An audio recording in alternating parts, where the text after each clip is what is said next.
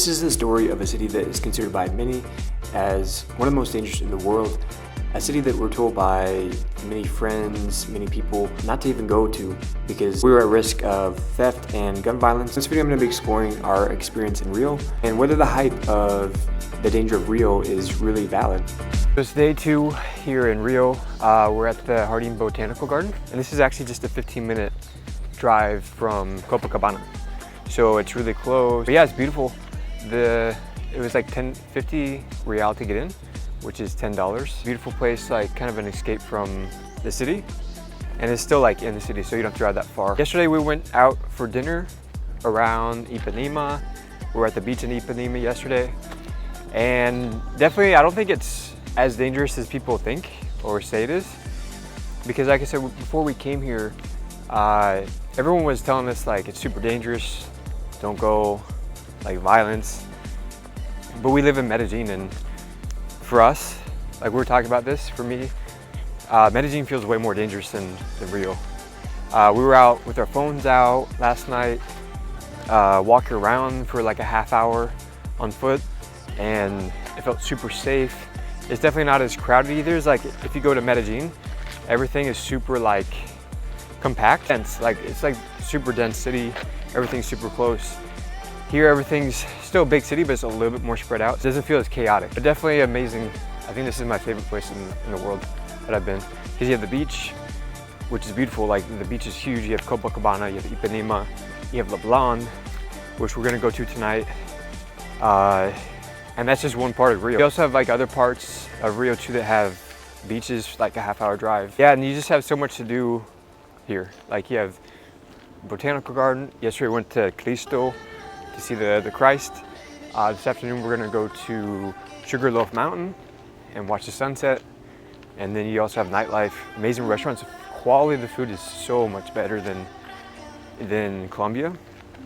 For me, like the quality of everything here is just like 5x of Colombia. Food, drinks, everything. Service, oh my God, it's so much better. It's almost like the States. Yeah, the service for me is like almost like States level. I don't know if it's just because we're in Copacabana, but people are so attentive. Like in Colombia, like all the waiters are looking down.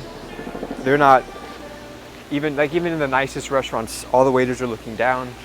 They're not even like thinking about trying to help people. But here it's super attentive. And also like the homeless situation. I mean, there's definitely a lot of poverty here. We drew through a lot of like favelas, things like that. But it seems like they do a better job of like separating it than in like Medellin. Or like, just for us, like we're walking on the streets in Copacabana. You don't really see any homeless people. In Medellin, you see everywhere. Even in like the nicest neighborhoods, you see homeless people everywhere. But why is Rio actually considered so dangerous?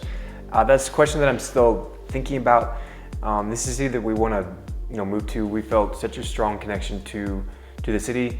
So many things to do, what we saw, like such a good quality life that you could have there for what you pay. You have the beach, you have so many things that you can do there year round. It's nice, super nice weather. But then obviously you have so many people saying that it's incredibly dangerous. This is just like an overall perception that Brazil and Rio have.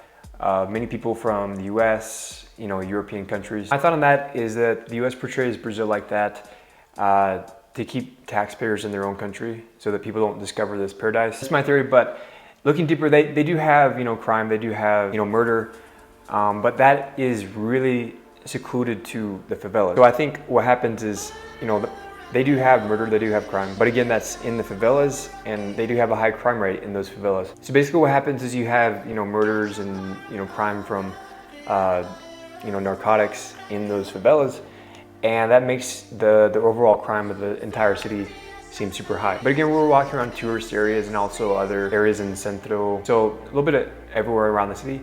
We felt, way more safe than we ever did in Medellin. But overall, the crime that you hear about, I think it's way overplayed, and I don't think you should let that influence your decision to visit that city whatsoever. I think even if you're like a new traveler, I think that city is pretty easy for new travelers to go to. I think it's easier than Medellin. Definitely don't let what you hear on the news, what you hear from friends, influence your decision to visit Rio.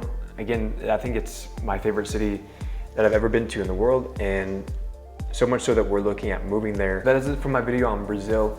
Overall, 100 out of 10. Hope you guys enjoyed some different content, and I'll see you guys in the next video.